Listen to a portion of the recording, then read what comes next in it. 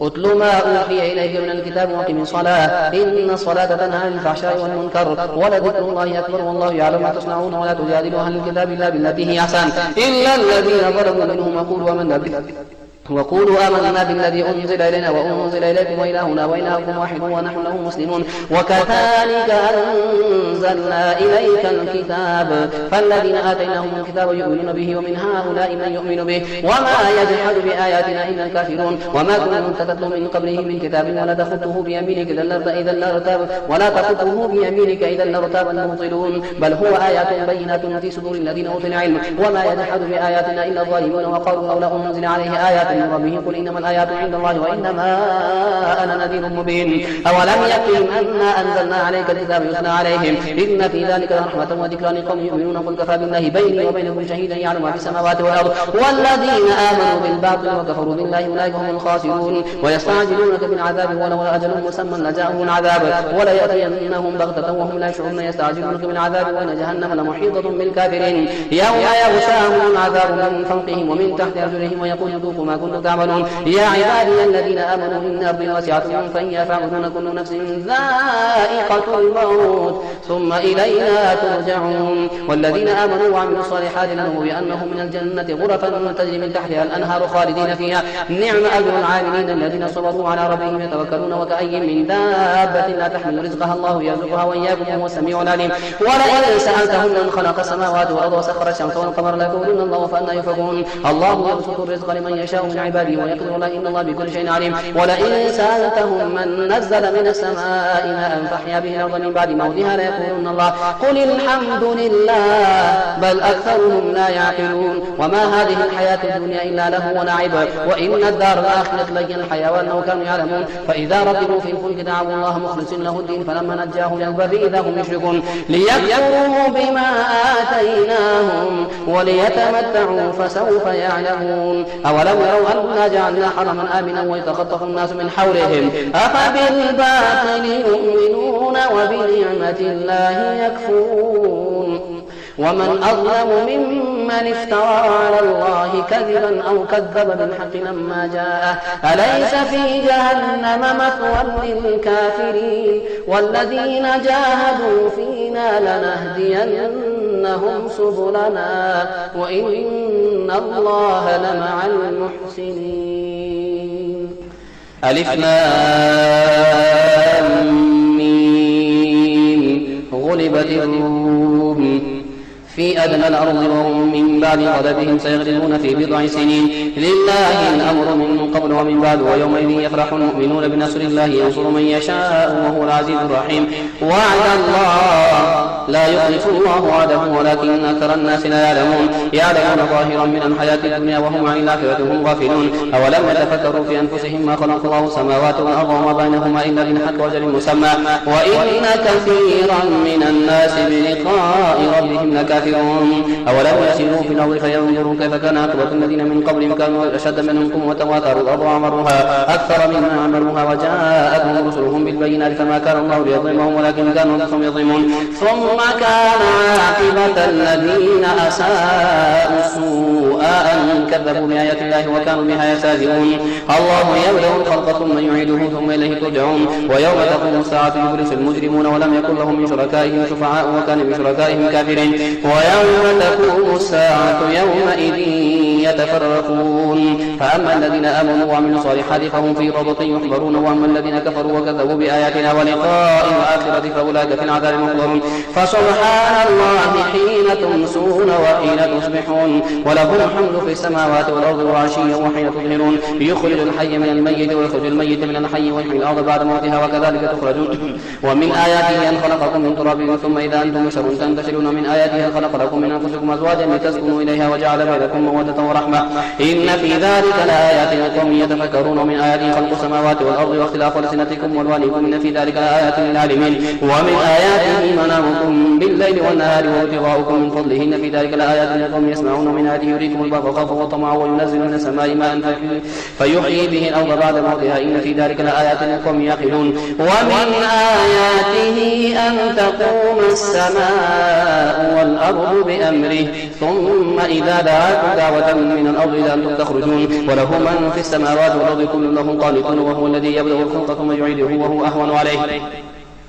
وله المثل الأعلى في السماوات والأرض وهو العزيز الحكيم ضرب لكم مثلا من أنفسكم هل لكم مما ملكت أيمانكم من شركاء فيما رزقناكم فأنتم فيه سواء تخافونهم كخيفتكم أنفسكم كذلك نفصل الآيات لقوم يعقلون بل اتبع الذين ظلموا أهواءهم بغير علم فمن يهدي من أضل الله وما لهم من ناصر فاقم وجهك للدين حنيفا فطرة الله التي فطر الناس عليها لا تبديل لخلق الله ذلك الدين القيم ولكن أكثر الناس لا يعلمون منيبين إليه واتقوه وأقيموا الصلاة ولا تكونوا من المشركين من الذين فرقوا دينهم وكانوا شيعا كل حزب بما لديهم فرحون وإذا مس الناس ضر دعوا ربهم منيبين إليه ثم إذا ذاقهم منه رحمة إذا فريق منهم بربهم يشركون ليكفروا بما آتيناهم فتمتعوا فسوف تعلمون أم أنزلنا عليهم سلطانا فهو يتكلم بما كانوا به يشركون وإذا أذقنا الناس رحمة فرحوا بها ويتصبهم سيئة بما قدمت أيديهم إذا هم يقنطون أولم يروا أن الله يبسط الرزق لمن يشاء ويقدر إن في ذلك لآيات لقوم يؤمنون فآت ذا القربى حقه والمسكين وابن السبيل ذلك خير للذين يريدون وجه الله وأولئك هم المفلحون وما آتيتم من ربا ليربو في أموال الناس فلا يربو عند الله وما آتيتم من زكاة تريدون وجه الله فأولئك هم المضعفون الله الذي خلقكم ثم رزقكم ثم يميتكم ثم يحييكم هل من شركائكم من يفعل من ذلك من شيء سبحانه وتعالى عما يشركون ظهر الفساد في البر والبحر بما كسبت أيدي الناس ليذيقهم بعض الذي عملوا لعلهم يرجعون قل سيروا في الأرض فانظروا كيف كان عاقبة الذين من قبل كان أكثرهم مشركين فأقم وجهك للدين القيم من قبل أن يأتي يوم لا مرد له من الله يومئذ يصدعون من كفر فعليه كفره ومن عمل صالحا فلأنفسهم يمهدون ليجزي الذين آمنوا وعملوا الصالحات من فضله إنه لا يحب الكافرين ومن آياته أن يرسل الرياح مبشرات وليذيقكم من رحمته ولتجري الفلك بأمره ولتبتغوا من فضله ولعلكم تشكرون ولقد أرسلنا من قبلك رسلا إلى قومهم فجاءوهم بالبينات فانتقمنا من الذين أجرموا وكان حقا علينا نصر المؤمنين الله الذي يرسل الرياح فتثير سحابا فيبسطه في السماء كيف يشاء ويجعله كسفا فترى الودق يخرج من خلاله فإذا أصاب به من يشاء من عباده إذا هم يستبشرون وإن كانوا من قبل أن ينزل عليهم من قبله لمبلسين فانظر إلى آثار رحمة الله كيف يحيي الأرض بعد موتها إن ذلك لمحيي الموتى وهو على كل شيء قدير ولئن أرسلنا ريحا فرأوه مصفرا لظلوا من بعد يكفرون فإنك لا تسمع الموتى ولا تسمع صم الدعاء إذا ولوا مدبرين وما أنت بهاد لعمي عن ضلالتهم إن تسمع إلا من يؤمن بآياتنا فهم مسلمون الله الذي خلقكم من ضعف ثم جعل من بعد ضعف قوة ثم جعل من بعد قوة ضعفا وشيبة يخلق ما يشاء وهو العليم القدير ويوم تقوم الساعة يحسب المجرمون فلبثوا غير ساعة كذلك كانوا يؤفكون وقال الذين أوتوا العلم والإيمان لقد لبثتم في كتاب الله إلى يوم البعث فهذا يوم البعث ولكنكم كنتم لا تعلمون فيومئذ لا ينفع الذين ظلموا معذرتهم ولا هم يستعتبون ولقد ضربنا للناس في هذا القرآن من كل مثل ولئن جئتهم بآية ليقولن الذين كفروا إن أنتم إلا مبطلون كذلك يطبع الله على قلوب الذين لا يعلمون فاصبر إن وعد الله حق ولا يستخفنك الذين لا يوقنون ألف لام تلك آيات الكتاب الحكيم هدى ورحمة للمحسنين الذين يقيمون الصلاة ويؤتون الزكاة وهم بالآخرة هم يوقنون أولئك على هدى من ربهم وأولئك هم المفلحون ومن الناس من يشتري لهو الحديث ليضل عن سبيل الله بغير علم واتخذها هزوا أولئك لهم عذاب مهين وإذا تتلى عليه آياتنا ولى مستكبرا كأن لم يسمعها كأن في أذنيه وقرا فبشروا بعذاب أليم إن الذين آمنوا وعملوا الصالحات لهم جنات النعيم خالدين فيها وعد الله حقا وهو العزيز الحكيم خلق السماوات بغير عمد ترونها والقى في الأرض رواسي أن تميد بكم وبث فيها من كل دابة وأنزلنا من السماء ماء فأنبتنا فيها من كل زوج كريم هذا خلق الله فأروني ماذا خلق الذين من دونه بل الظالمون في ضلال مبين ولقد آتينا لقمان الحكمة أن اشكر لله ومن يشكر فإنما يشكر لنفسه ومن كفر فإن الله غني حميد وإذ قال لقمان لابنه وهو يعظه يا بني لا تشرك بالله إن الشرك لظلم عظيم ووصينا الإنسان بوالديه حملته أمه وهنا على وهن وفصاله في عامين أن اشكر لي ولوالديك إلي المصير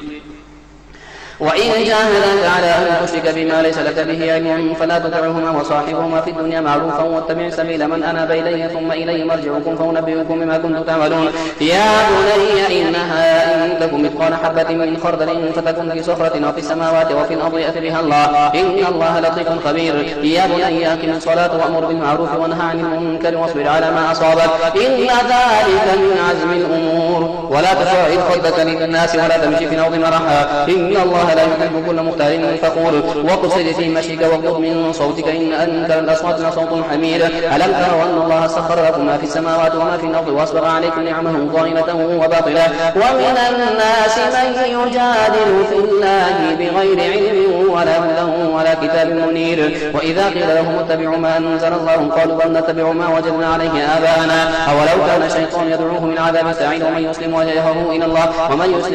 إلى الله وهو محسن فقد استمسك بالعروة الوثقى وإلى الله عاقبة الأمور ومن كفر فلا يحزنك كفره إلينا مرجعهم فننبئهم بما عملوا إن الله عليم بذات الصدور نمتعهم قليلا ثم نضطرهم من عذاب غليظ ولئن سألتهم من خلق السماوات والأرض يقولون الله قل الحمد لله بل أكثرهم لا يعلمون لله ما في السماوات والأرض إن الله هو الغني الحميد ولو أن ما في الأرض من شجرة أقلام والبحر يمده من بعده سبعة أبحر ما نفذت كلمات الله إن الله عزيز حكيم ما خلقكم ولا بعثكم إلا كنفس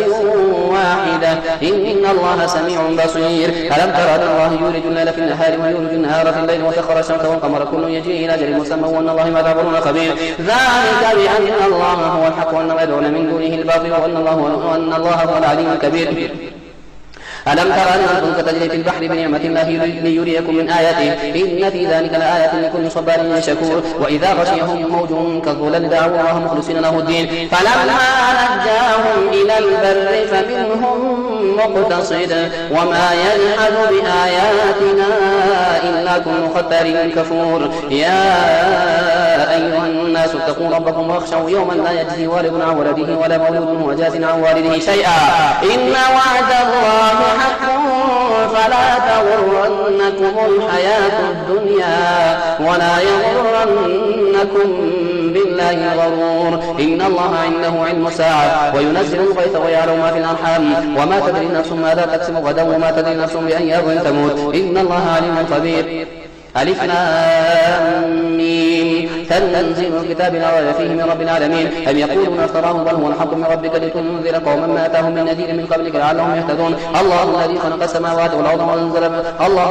السماوات والأرض وما بينهما في 6 أيام ثم استوى على العرش ما لكم من دونه من ولي ولا شفيع أفلا تتذكرون يدبر الأمر من السماء إلى الأرض ثم يعرج إليه في يوم كان مقداره 1000 سنة مما تعدون ذلك عالم الغيب والشهادة العزيز الرحيم الذي أحسن كل شيء خلقه وبدأ خلق الإنسان من طين ثم جعل نسله من سلالة من ماء مهين ثم سواه ونفخ فيه من روحه وجعل لكم السمع والأبصار والأفئدة قليلا ما تشكرون وقالوا أإذا ضللنا في الأرض أإنا لفي خلق جديد بل هم بلقاء ربهم كافرون قل يتوفاكم ملك الموت الذي وكل بكم ثم إلى ربكم ترجعون ولو ترى إذ المجرمون ناكسوا رؤوسهم عند ربهم ربنا بصرنا وسمعنا فرجعنا نعمل صالحا إنا ممكنون ولو شئنا لاتينا كل نفس هداها ولكن حق القول مني لأملأن جهنم من الجنة والناس أجمعين فذوقوا بما نسيتم لقاء يومكم هذا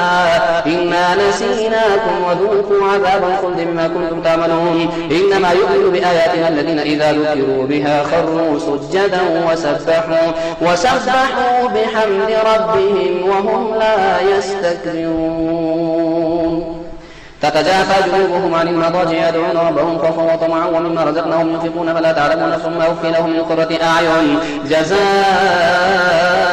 بما كانوا يعملون أفمن كان مؤمنا كمن كان فاسقا لا يستوون أما الذين آمنوا وعملوا الصالحات فلهم جنات المأوى نزلا بما كانوا يعملون وأما الذين فسقوا فمأواهم النار كلما أرادوا أن يخرجوا منها أعيدوا فيها وقيل لهم ذوقوا عذاب النار الذي كنتم به تكذبون ولنذيقنهم من العذاب الأدنى دون العذاب الأكبر لعلهم يرجعون ومن أظلم ممن ذكر بآيات ربه ثم أعرض عنها إنا من المجرمين منتقمون ولقد آتينا موسى الكتاب فلا تكونوا في مرية من لقائه وجعلناه هدى لبني إسرائيل وجعلنا منهم أئمة يهدون بأمرنا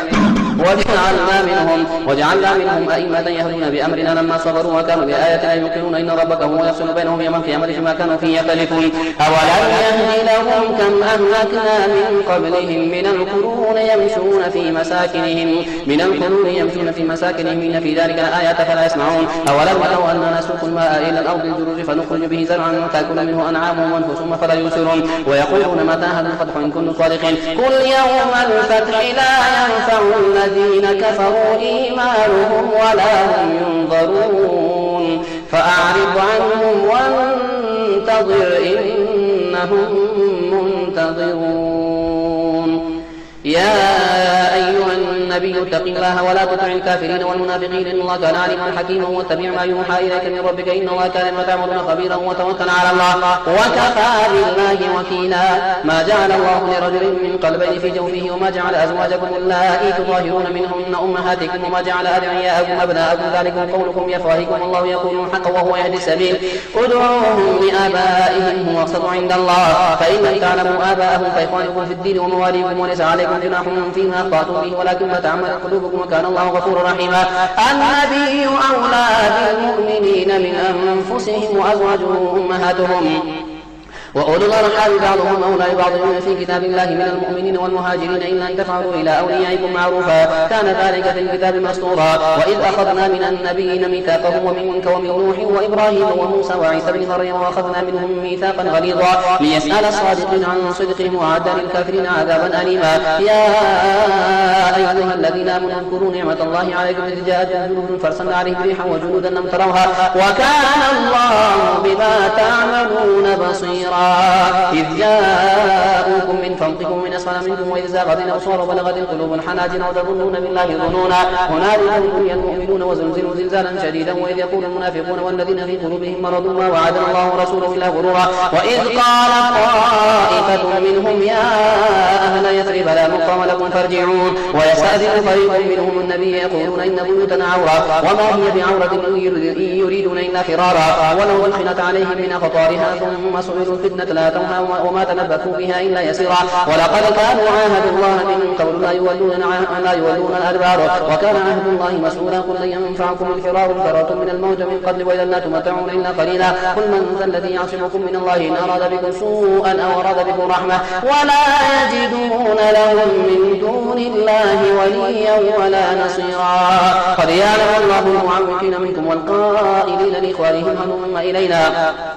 ولا يأكلون البأس إلا قليلا أشحة عليكم فإذا جاء الخوف رأيتهم ينظرون إليك تدور أعينهم كالذي يغشى عليه من الموت فإذا ذهب الخوف سنخرجكم بألسنة حداد أشحة على الخير أولئك لم يؤمنوا فأحبط الله أعمالهم وكان ذلك على الله يسيرا يحسبون الأحزاب لم يذهبوا ويأتي الأحزاب يودون أنهم بادون في الأعراب يسألون عن أنبائكم ولو كانوا فيكم ما قتلوا إلا قليلا لقد كان لكم في رسول الله أسوة حسنة لمن كان يرجو الله واليوم الآخر وذكر الله كثيرا ولما رأى المؤمنون الأحزاب قالوا هذا ما وعدنا الله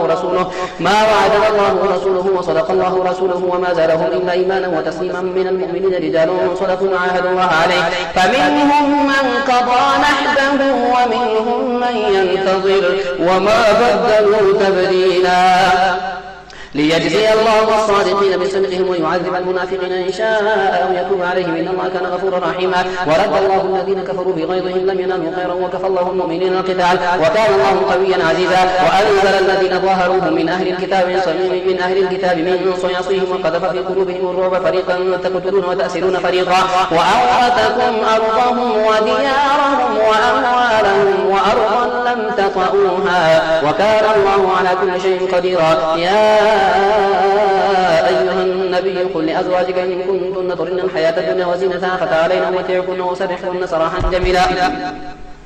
وإن كنتن تردن الله ورسوله والدار الآخرة فإن الله أعد للمحسنات منكن أجرا عظيما. يا نساء النبي من يأتي منكن بفاحشة مبينة يضاعف لها العذاب ضعفين وكان ذلك على الله يسيرا.